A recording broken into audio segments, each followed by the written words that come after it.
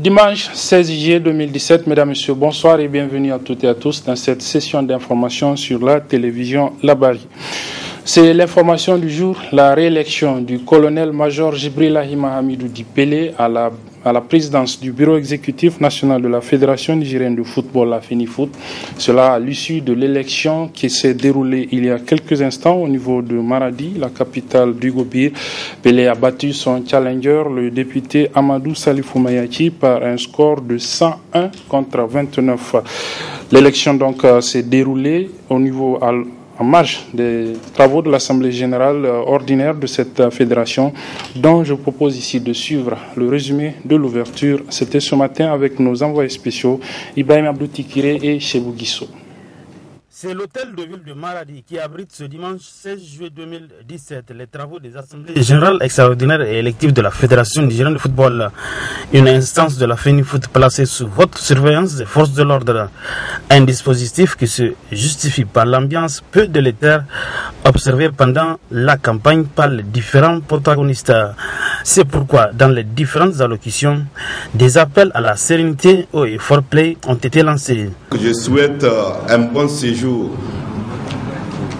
à tous les délégués, à tous les invités, aux membres de la commission électorale, que je félicite au passage, au comité d'organisation de cette Assemblée générale.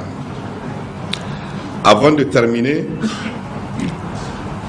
Monsieur le ministre, la population de Maradi, c'est-à-dire les 4 millions d'habitants, ont fait leur choix. Je vais le dire, par rapport à cette Assemblée générale élective, nous, les 4 millions d'habitants de Maradi, nous avons choisi la Fédération nigérienne de football et le Niger. Au terme de 8 années à la tête de la Fédération nigérienne de football, le colonel-major Pelé a écrit une page glorieuse de l'histoire du football nigérien. 2 mandats couronnés de succès, comme il l'a rappelé dans son discours. Le mandat qui s'achève a été couronné de succès indéniable, grâce aux exploits réalisés par nos ambassadeurs, mais aussi à travers les réalisations concrètes au profit de notre jeunesse. De même, l'image désormais rayonnante de notre football a contribué à renforcer le capital confiance dont jouit notre pays auprès des institutions fêtières du football. En atteste, s'il en est besoin, la visite de travail du président de la FIFA au Niger les 27 et 28 février 2017 et la mobilisation sans égale en patriotisme de l'ensemble des hautes autorités de la 7e République ainsi que la grande famille du football nigérien.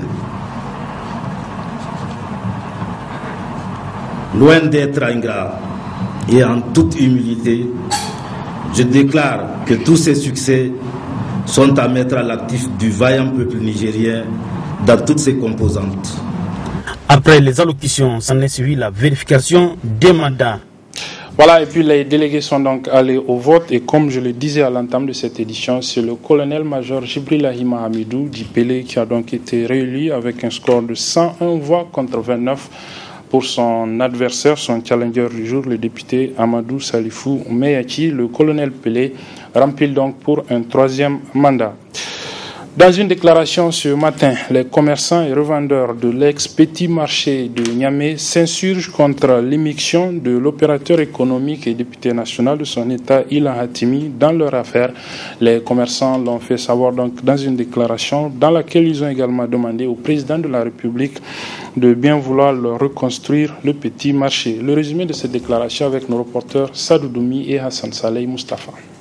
Grande mobilisation ce dimanche des commerçants et revendeurs de l'ex-petit marché de Niamey pour mettre en garde l'opérateur économique et président d'un syndicat de commerçants, El Hadja Ila Hatimi Dimeaya. Monsieur Hatimi n'est ni notre représentant, ni notre interlocuteur. Nous avons été surpris et indignés des propos déplacés et discourtois tenus. Il a tenu sur la situation du petit marché. au regard de notre responsabilité historique sur le petit marché. Nous demandons à M. Alhaji Ila Hatimi de ne plus s'ingérer dans les affaires du petit marché. Par cette même occasion, nous réaffirmons notre gratitude à M. le gouverneur de la région de Niamey pour sa geste dans la gouvernance de la région. Monsieur le gouverneur, les commerçants du petit marché comptent sur vous pour intercéder auprès de son Excellence, Monsieur Mahamadou Issifou, président de la République du Niger, en vue de la reconstruction du petit marché. Ces commerçants et revendeurs de l'ex-petit marché de Niamey, dans une situation incertaine aujourd'hui, réinstallés à Djamagué, ont désormais les yeux fixés sur le président de la République, Issifou Mahamadou, pour penser à eux. Occasion saisie par ces commerçants pour rappeler aux autorités les dégâts énormes causés par les pluies du 12 juin dernier, estimés à plus de 2 milliards de francs CFA.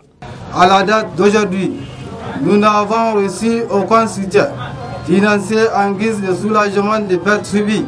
Excellence, Monsieur le Président de la République du Niger, vous êtes notre seul espoir de voir le petit marché reconstruit et à nouveau ouvert pour le bien-être de la population et celui des commerçants qui endurent depuis plus de 5 ans, 3 mois et 11 jours les conséquences néfastes du ravage du petit marché. Nous nous sommes toujours conduits en fidèles serviteurs du peuple.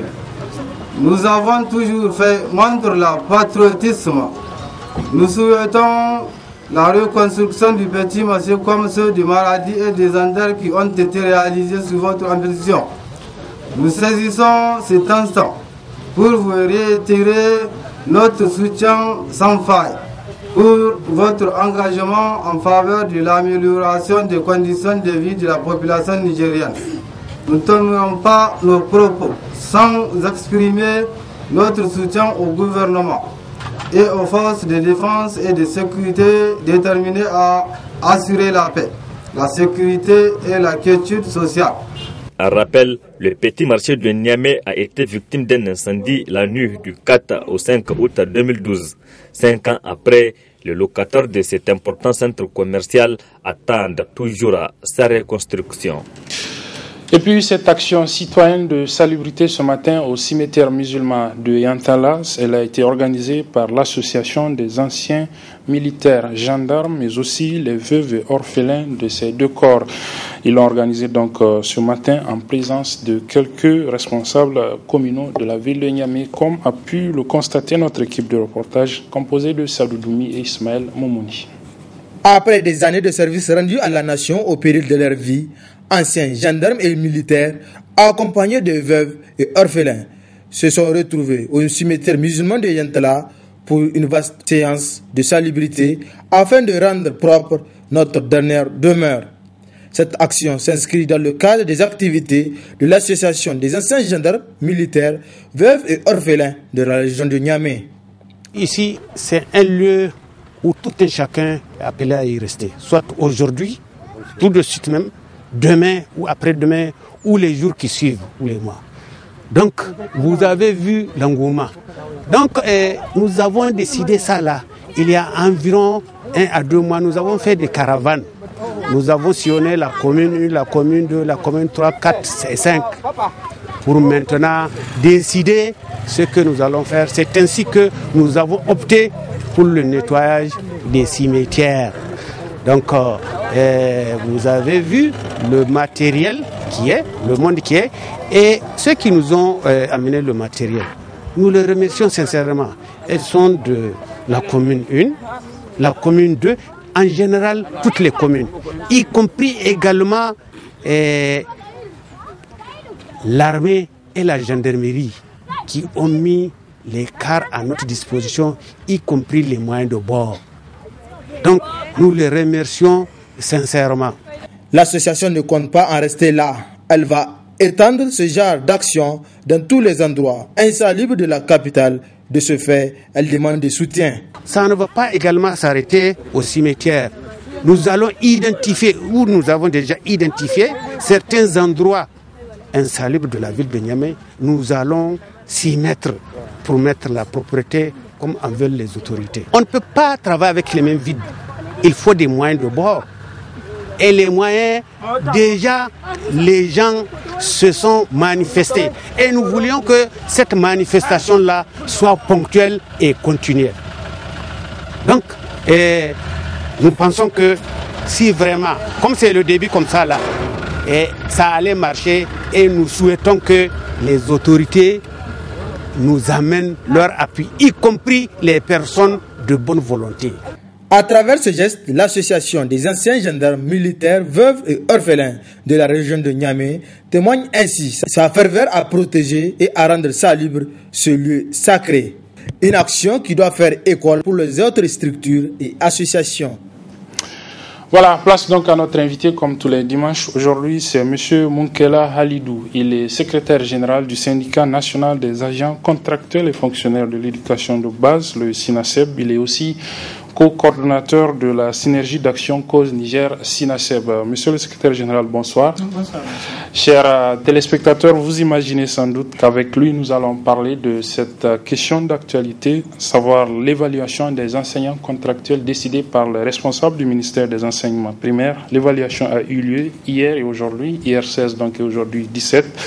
Alors, monsieur le secrétaire général, on a suivi que vous avez appelé à boycotter cette évaluation du ministère des enseignements primaires parce qu'elle était, selon vous, illégale, parce qu'elle ne respectait pas le statut général de la fonction publique qui régit aussi les enseignants contractuels, puisque c'est eux qui allaient être évalués.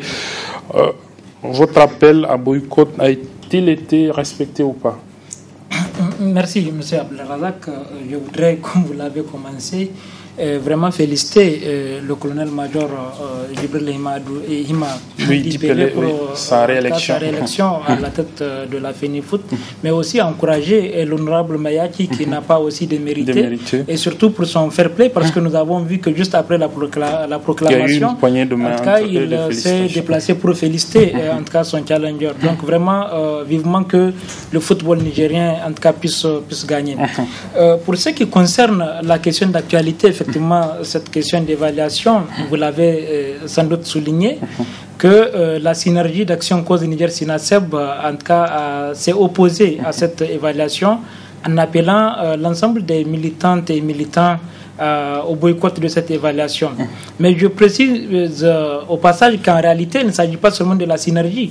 Tous les syndicats du secteur de l'éducation étaient contre cette évaluation parce qu'elle ne respecte pas en réalité les dispositions réglementaires, notamment le statut général de la fonction publique qui dispose, n'est-ce pas, un de ces articles, les conditions dans lesquelles un agent de l'administration peut être évalué.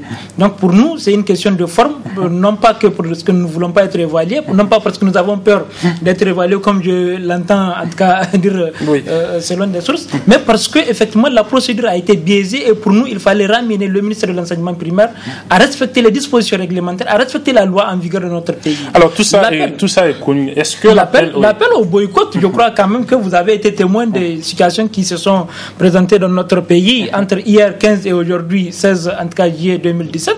Effectivement, l'appel pour nous a été une réussite parce que voyez-vous qu'aujourd'hui le ministère était obligé de revenir en cette deuxième journée pour demander aux camarades qui n'ont pas composé hier, parce que la majorité des camarades avaient boycotté cette évaluation pour revenir reprendre l'évaluation aujourd'hui cet après-midi, et même cet après-midi encore ça a été encore un autre échec. Je rappelle que on va venir. Alors pourquoi ils ont été appelés? Parce qu'il faut peut-être expliquer cela. Hier c'était les contractuels. Je voudrais préciser, l'évaluation d'hier devrait concerner les contractuels ayant les formations ou des diplômés des écoles normales ou des diplômés qui puissent aller vers l'enseignement. Et aujourd'hui, 16, c'est la journée dédiée, ou j'allais dire réservée, n'est-ce pas, pour les enseignants contractuels qui n'avaient pas de formation initiale, c'est-à-dire des enseignants qui sont sur le terrain avec le BPC ou le bac ou tout autre diplôme équivalent. Donc pour ceux qui n'avaient pas pu... Hier, c'était la première journée et c'était l'appel au boycott de la synergie. Et hier, je précise qu'effectivement, vous avez suivi, je ne dirais pas qu'à 100% nous avions réussi, mais l'appel au boycott a été entendu parce que l'évaluation a été boycottée de la majorité des centres et par la majorité de nos camarades, puisque l'appel a été bel et bien entendu. Hier, vous avez vu au niveau de la région de Dosso, où les forces de l'ordre étaient obligées d'aller disperser nos camarades qui étaient à la devanture de notre siège, n'est-ce pas, régional, qui tenaient une assemblée générale, parce que les camarades, au lieu d'aller dans les centres, étaient venus à l'assemblée générale, et finalement, la police était intervenue pour les pourchasser, et il y a eu des arrestations. À Tillabéri, c'est la même chose. À Maradi, c'est la même chose. Dans plusieurs localités, nous avons vu les mêmes dispositions qui ont été prises pour, en tout cas, empêcher, et dans certaines conditions, à Niamey, où la plupart des camarades étaient partis, non pas pour composer, mais pour effectivement sensibiliser les camarades au boycott, on leur a empêché de sortir. Donc tout ça là pour dire qu'en réalité, pour nous, nous sortons en tout cas très satisfaits de notre appel, parce que les camarades l'ont bel et bien entendu, et les camarades ont boycotté l'évaluation hier. Alors, pour ce qui est de ce que j'avais dit tout à l'heure, les camarades qui étaient l'évaluation boycottée hier, et c'est ça qu'aujourd'hui nous avons avec surprise, nous avons suivi qu'il y a eu un communiqué appelant les camarades encore qu'ils ont une autre chance cet après-midi de revenir composer. Donc vous conviendrez avec nous que